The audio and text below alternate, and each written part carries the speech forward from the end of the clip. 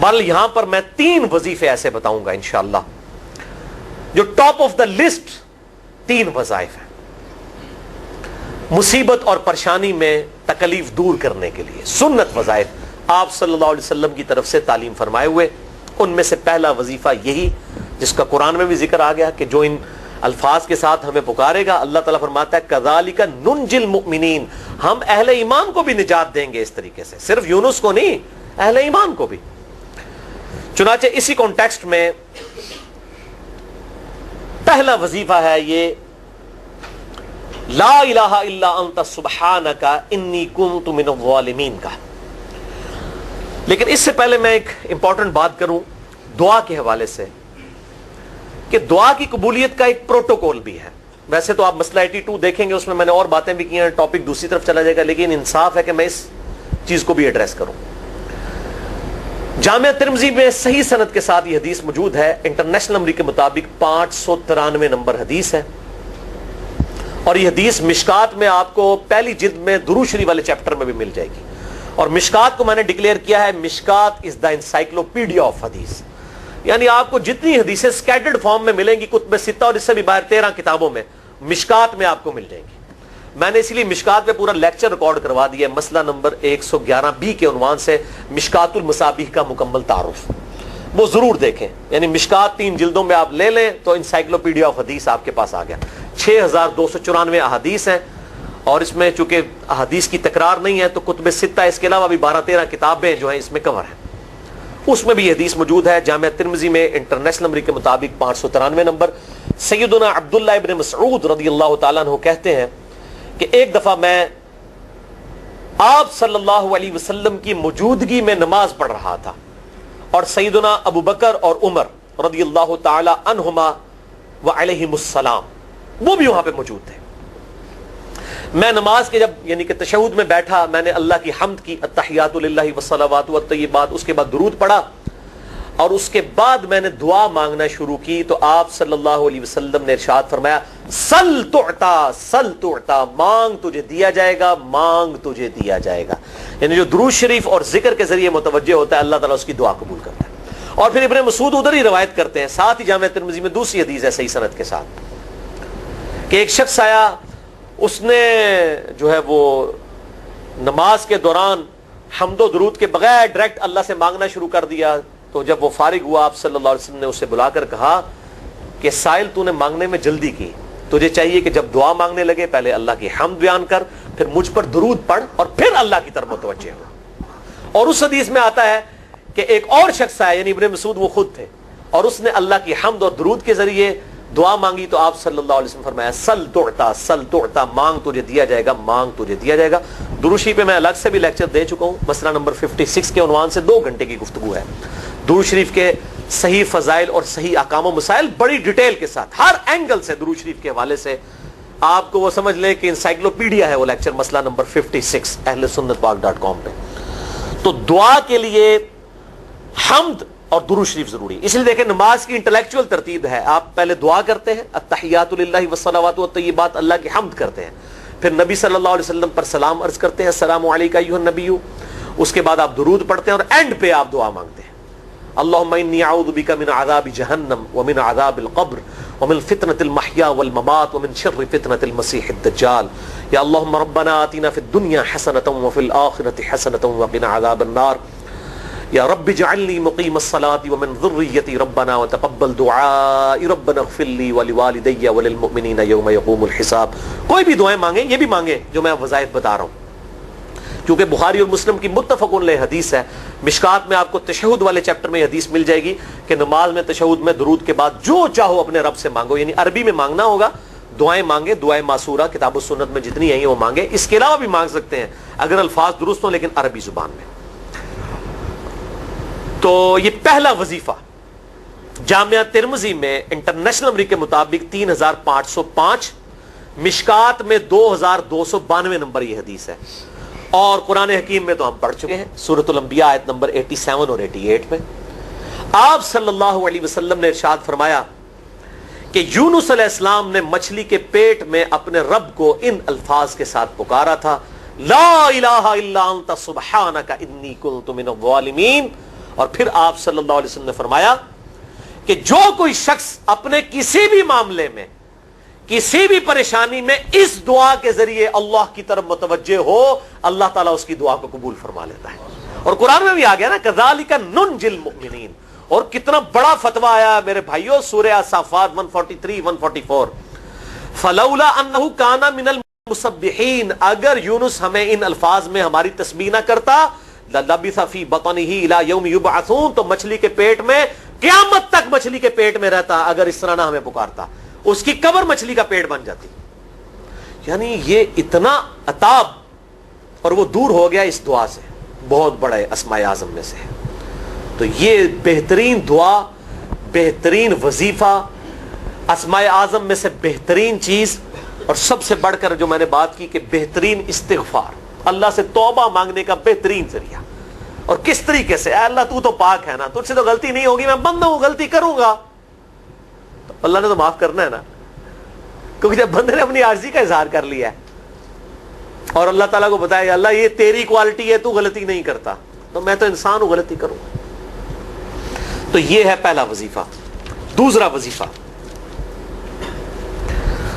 وہ بھی جامعہ ترمذی میں انٹرنیشنل نمبر کے مطابق 3524 نمبر حدیث ہے, لیکن ترمذی کا طریق جو ہے وہ ضعیف ہے.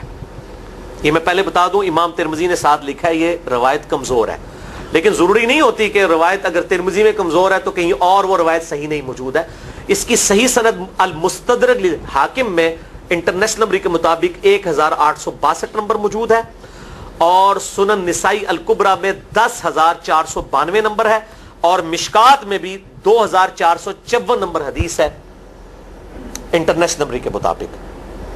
تو صحیح سند المستدرک للحاکم اور سنن نسائی الکبریٰ کے اندر موجود ہے.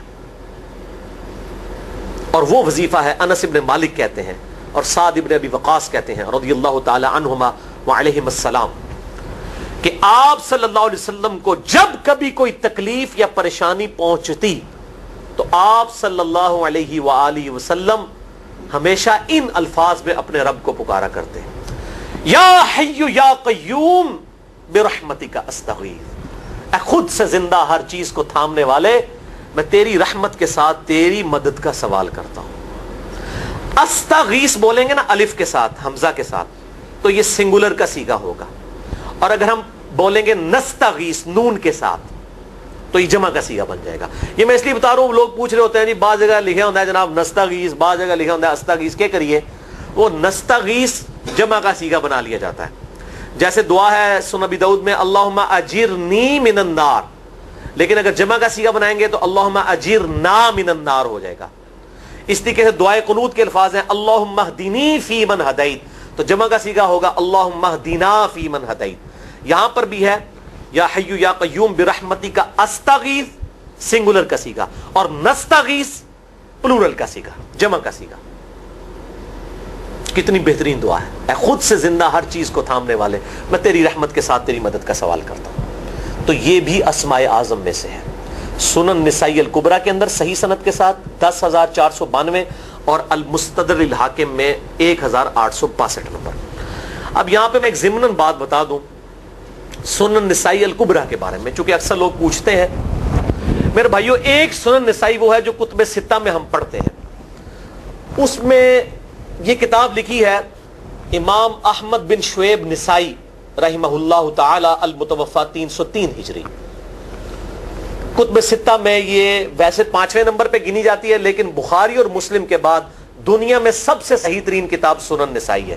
سب سے کم ضعیف حدیثیں اس کے اندر ہیں.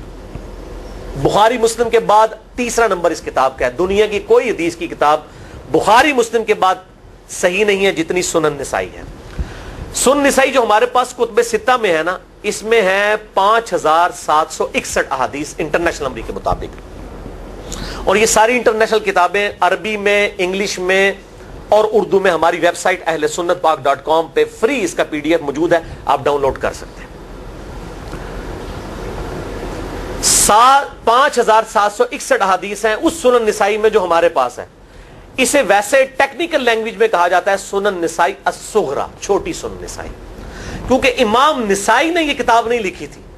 امام نسائی نے کتاب لکھی تھی سنن نسائی الکبریٰ, بڑی سنن نسائی، اور اس میں حدیث ہیں انٹرنیشنل نمبر کے مطابق 11,770، بخاری مسلم سے بھی زیادہ حدیث ہیں اس میں. لیکن یہ امام نسائی کے ایک شاگرد تھے امام ابن السنی، انہوں نے اس کو مختصر کر کے نا چھوٹی کتاب بنا دیا، اور اب پبلک میں یہی چھوٹی کتاب مشہور ہے. اس کی وجہ سے جب ہم سنن نسائی الکبریٰ کا آپ مشکات میں دیکھیں گے نا تو وہ فرق نہیں کرتے ہیں. جب وہ سنن نسائی کا حوالہ دیتے ہیں نا تو آپ کو نسائی میں وہ ملے گا بھی نہیں، وہ الکبریٰ میں ہوتا ہے، کیونکہ وہ اس تفریق کو مانتے نہیں، وہ تو سنن نسائی الکبریٰ کو سنن نسائی مانتے ہیں. جبکہ ہماری پبلک جو ہے وہ سنن نسائی، وہ میں وہ حوالہ دے رہا ہوتا ہوں کہ جی سنن نسائی الکبریٰ میں 9,928 نمبر حدیث ہے کہ جو آیت الکرسی پڑھ لے فوراً بعد کسی بھی نماز کے فرض کے فوراً بعد تو مرتے ہی جنت میں داخل ہوگا. تو لوگ کہتے ہیں جناب نسائی تے حدیث ہیں جناب 5,761 نے، تسی 9,928 کی تمہیں دس دیو. تو میں ساتھ حالانکہ بول رہا ہوتا ہوں سنن نسائی الکبریٰ، میں نے کبھی اس کے بغیر نہیں بولا. تو الکبریٰ سے آپ کا دماغ تو کام کرنا چاہیے، الکبریٰ کیوں بول رہا ہے ساتھ؟ کوئی یہ صغریٰ بھی ہے جس کی یہ الکبریٰ ہے بڑی، اور ہمارے گرین کارڈ میں یہ وظیفہ لکھا ہوا ہے الکبریٰ کے ساتھ. اسی طریقے سے جو میرا وہ واقعہ کربلا کے اوپر 150 اسناد پر مشتمل پمفلٹ ہے، ریسرچ پیپر نمبر 5B واقعہ کربلا کا حقیقی پس منظر 72 صحیح الاسناد احادیث کی روشنی میں. 72 کا تو ٹائٹل ہے شہدائے کربلا کی نسبت سے، احادیث اس میں 150 ہیں. اس میں اکثر حدیثوں کے حوالے میں نے سنن نسائی الکبریٰ سے دیے ہوئے ہیں. وہ لوگ کہتے ہیں مل ہی نہیں رہی ہے، تو میرے بھائی وہ سنن نسائی الکبریٰ آپ کے پاس ہوگی تو آپ کو ملے گا نا. تو سنن نسائی الکبریٰ الگ سے وہ اصل کتاب ہے، اس میں سے سنن نسائی الصغریٰ بنائی گئی ہے. اسی سنن نسائی الکبریٰ کا چیپٹر ہے خصائص علی، جس میں 194 حدیث ہیں سیدنا مولا علی رضی اللہ تعالیٰ عنہ وعلیہ السلام کی شان میں. امام نسائی نے ناسبیوں کے خلاف وہ کتاب کا وہ چیپٹر لکھا، وہ خصائص علی چیپٹر ہے سنن نسائی الکبریٰ کا. اس طریقے سے فضائل صحابہ بھی امام نسائی کی جو کتاب ہے وہ بھی اسی کتاب کا چیپٹر ہے. اسی طریقے سے عمل الیوم واللیلہ، صبح و شام کے جو اذکار ہیں وہ چیپٹر بھی اسی سنن نسائی الکبریٰ میں سے ہے. اسی میں یہ وظیفہ ہے کہ جو آیت الکرسی فرض نماز کے فوراً بعد پڑھتا ہے تو مرتے ہی جنت میں داخل ہوگا. میں نے اس کتاب کے اس چیپٹر کا حوالہ نہیں دیا، وہ الگ سے بھی چیپٹر چھپا ہوا ہے، جس طرح خصائص علی الگ سے ہے، فضائل صحابہ الگ سے ہے. خصائص علی تو ہمیں ہماری ویب سائٹ پہ بھی موجود ہے اہل سنت پاک.com پہ. فضائل صحابہ بھی اردو ترجمے اور تحکیم کے ساتھ چھپ چکی ہے. اور یہ عمل الیوم واللیلہ، دن رات کے جو اذکار ہیں، یہ بھی الگ سے عربی میں چھپی ہوئی ہے. تو میں اس کا حوالہ نہیں دیتا، میں سنن نسائی الکبریٰ کا کہتا ہوں 9,928 آیت الکرسی کا وظیفہ. تو یہ سنن نسائی الکبریٰ کا میں نے حوالہ دیا ہے، یا حی یا قیوم برحمتک استغیث 10,492 صحیح طریقہ ہے. بعض اوقات کسی ایک کتاب میں ضعیف، ترمذی کا اس کا طریق جو ہے وہ ضعیف ہے، سنن نسائی الکبریٰ اور المستدرک للحاکم کا طریق جو ہے وہ بالکل صحیح ہے. جس طریقے سے سنن ابی داؤد اور سنن ابن ماجہ میں کتاب النکاح چیپٹر میں حدیث ہے، اگر میں سجدہ جائز سمجھتا تو بیویوں کو کہتا کہ اپنے خامدوں کو سجدہ کریں اس حق کے سبب جو اللہ نے ان کو دیا ہے. تو ابو داؤد اور ابن ماجہ کی روایت ضعیف ہے، اس میں شریک القاضی مدلس ہے اور ان سے روایت کر رہے ہیں، اور مدلس کی ان والی روایت سما کی تصریح کے بغیر ضعیف ہوتی ہے. لیکن ہم اس حدیث کو صحیح کہتے ہیں کیونکہ اس سما کی تصریح سنن البہیقی کے اندر موجود ہے الکبریٰ میں. تو ہم پھر اس کی بنیاد پہ کہتے ہیں چونکہ وہاں پر صحیح لہذا اس کو ہم کہتے ہیں شواہد کی بنیاد پہ صحیح. یہ میں آپ کو ٹیکنیکل چیزیں بتا رہا ہوں، یہ وہ چیزیں جو آپ کے کئی وہ جو بڑے بڑے علماء پڑھ کے فارغ ہوتے ہیں ان کو بھی یہ باتیں نہیں پتہ ہوتی ہیں. وہ کہتے ہیں جناب آپ کتوں پڑھے ہو، اور میں کہنا پائی میرے آئنسٹائن تے نیوٹن کو کسی مدرسے تو پڑھنے کی ضرورت نہیں ہوتی. نیوٹن 8ویں کلاس ہی نسیا ہوا ہے، آج نیوٹن ہوتے PhD ہوتی فزکس تھی. مجھے غامدی صاحب کا جملہ یاد آیا، ان سے کسی نے پوچھا کہ یہ جو روایتی علماء ہیں اور مولانا مودودی آپ ان کو کیسے دیکھتے ہیں؟ ان کا روایتی علماء جو ہیں یہ تو مدرسوں کے اسٹوڈنٹس اور فاروق تحصیل ڈگری ہولڈر ہیں، اور مودودی صاحب جو ہیں ان کی مثال تو آئنسٹائن اور نیوٹن والی ہے، ان کے اوپر PhDs ہوتی ہیں. یہ گاڈ گفٹڈ صلاحیتیں ہوتی ہیں. ان مدرسوں کی آؤٹ پٹ مودودی صاحب اور ڈاکٹر اسرار، ڈاکٹر ذاکر نائک اور احمد دیدار صاحب تو نہیں ہو سکتے. یہ گاڈ گفٹڈ صلاحیتیں ہوتی ہیں. تو میں اس لیے ساتھ ساتھ کلیئر کر رہا ہوں تاکہ یہ جو ایمبیگوٹیز آتی ہیں اس حوالے سے وہ کلیئر ہو جائیں. بہرحال یہ دوسرا وظیفہ ہو گیا. اب تیسرا وظیفہ جو ہے کمال وظیفہ، صحیح بخاری میں موجود ہے، انٹرنیشنل نمبر کے مطابق 4,563 نمبر. ابن عباس رضی اللہ تعالی عنہما کہتے ہیں وعلیہم السلام، وہ کہتے ہیں کہ سیدنا ابراہیم علیہ السلام کو جب آگ میں پھینک رہے تھے نا تو ابراہیم علیہ السلام نے اس وقت کہا تھا حسبنا اللہ و نعم الوکیل، ہم نے اللہ ہی پر بھروسہ کیا اور وہی بہتر کارساز ہے. اور تمہارے نبی صلی اللہ علیہ وسلم کو بھی جب مصیبت اور پریشانی آتی تھی وہ بھی پڑھا کرتے تھے حسبنا اللہ و نعم الوکیل، ہم نے اللہ ہی پر بھروسہ کیا اور وہی بہتر کارساز ہے. اس کے بعد وہ شعر جو بنا دیا نا نعم المولا و نعم النصیر، ویسے الگ سے آیت ہے لیکن یہ شعر نہیں بنانا، بس اتنا ہی وظیفہ ہے حسبنا اللہ و نعم الوکیل.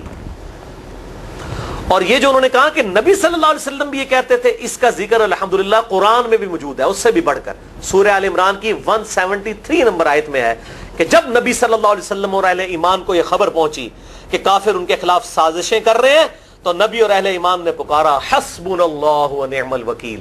تو حسبنا اللہ و نعم الوکیل قرآن کی آیت بھی ہے، اور یہ ہے وہ آیت، وظیفہ قرآن میں آیا ہوا ہے یہ آل عمران 173 اور صحیح بخاری 4563. اور مجھے بڑا وجد آیا کہ ابراہیم علیہ السلام کو جب آگ میں پھینکنے لگے تھے انہوں نے اس وقت اللہ کو ان الفاظ کے ساتھ پکارا حسبنا اللہ و نعم الوکیل. اچھا یہ جتنے بھی وظیفے ہیں نا میرے بھائیوں، ان کا فائدہ اسی وقت ہے جب آپ کو ترجمہ بھی ان کا آتا ہوگا، ورنہ آپ روزانہ جتنی مرضی تسبیح کھینچتے رہے کوئی فرق نہیں پڑے گا. اس لیے میرا ایک پرسنل مشورہ ہے کہ جب بھی یہ وظیفے پڑھے نا آپ، اردو ترجمہ بے شک آتا بھی ہو رہا ہے، ایک دفعہ اپنی زبان میں اس کو ریپیٹ کریں. یعنی آپ پڑھیں حسبنا اللہ و نعم الوکیل، میں نے اللہ ہی پر بھروسہ کیا اور وہی بہتر کارساز ہے. آپ دیکھیں یہ صوت القرآن چینل میں جب وہ عربی چل رہی ہوتی ہے، جیسے ہی وہ مراج الدین خان کا ترجمہ شروع ہوتا ہے نا، کیسے کب کبھی تاری ہو جاتی ہے، کیونکہ وہ ہماری زبان میں بات ہو رہی ہوتی ہے نا. ابھی ابھی تو نہیں قیام اللیل میں رو رہے ہوتے، ان کی زبان میں بات ہو رہی ہوتی ہے، اپنی زبان کا اثر ہوتا ہے. اسی طریقے سے آپ لا الہ الا انت سبحانک انی کنت من الظالمین، یا حسبنا اللہ و نعم الوکیل، یا حی یا قیوم برحمتک استغیث، جو بھی وظیفے پڑھیں نا، ایک دفعہ ان وظیفوں کو جب آپ الگ سے دعا مانگ رہے ہوں اس وقت اس کو آپ اپنی زبان میں بھی دہرائیں. اور اس کے لیے کوئی تسبیح نہیں کھینچنے کی ضرورت کہ آپ نے اتنے 100 دفعہ پڑھنا ہے. تسبیح تو ویسے ٹھیک ہے، وہ آپ استعمال کر سکتے ہیں، لیکن آپ چلتے پھرتے اٹھتے بیٹھتے ہر وقت جس حالت میں بھی، اور صحیح مسلم میں حدیث ہے کہ یہ جو وظائف ہیں ان کے لیے تو کوئی وضو بھی کیا غسل بھی پروٹوکول نہیں ہے. اب عائشہ کہتی ہیں نبی صلی اللہ علیہ وسلم حالت جنابت میں بھی اللہ کو یاد کر لیا کرتے تھے. صحیح مسلم میں حدیث موجود ہے، جنابت والے چیپٹر میں ہر حال میں اللہ کو یاد کرتے تھے. اور جو قرآن میں بھی دعائیں یا اذکار آئی ہیں نا، جب آپ حالت جنابت میں بھی اس کو کریں گے نا تو اس پہ قرآن کا حکم نہیں لگے گا.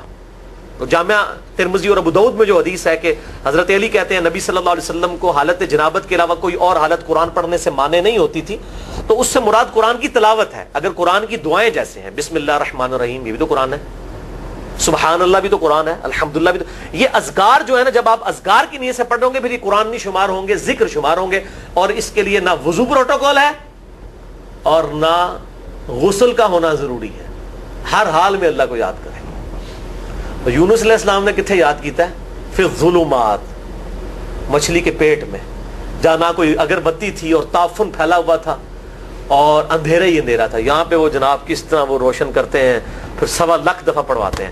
یعنی میں بتا رہا ہوں آدھا سچ بڑا خطرناک ہوتا ہے. یعنی آیت کریمہ کی اصلیت تو موجود ہے کتاب و سنت میں، لیکن آدھا جو سچ جھوٹ ساتھ ملا لیا نا اس کی وجہ سے سارا بیڑا غرق کر دیا ہوا. اور بجائے یہ کہ لوگوں کو یہ وظیفہ بتایا جائے کہ اٹھتے بیٹھتے چلتے پھرتے اللہ کو ان الفاظ میں یاد کریں، اس کو انہوں نے کوئی اور ہی رنگ دے دیا ہوا ہے اور اس کو 1.25 دفعہ ختم اور پتہ نہیں کیا کچھ بنا دیا ہوا ہے. تو یہ 3 وظائف تھے بڑے اہم اس حوالے سے، اور میں نے اس کو ضروری سمجھا کہ میں یہ ضرور بتا دوں تاکہ لوگ اس پہ ایجوکیٹ ہوں، ان وظائف کو کریں. اور مسئلہ نمبر 82 میرا الگ سے میرے بھائیوں ریکارڈ ہے. مسئلہ نمبر 82 اسماء اعظم اور دعا کی قبولیت سے متعلق جتنی بھی چیزیں ہیں میں نے اس میں بڑی ڈیٹیل کے ساتھ الحمدللہ کئی اور وظائف بھی بتائے ہیں، لیکن اب وہ اتنے وظائف کوئی جمع کرنے کی ضرورت نہیں ہے. موٹے موٹے 3 وظیفے جو بتا دیے انہی کو اگر کوئی لے لے اپنی دعاؤں میں انہی وظائف کو کرے تو اللہ تبارک و تعالی ہر معاملے میں جو ہے وہ انشاءاللہ تعالی کفایت فرمانے والا ہے.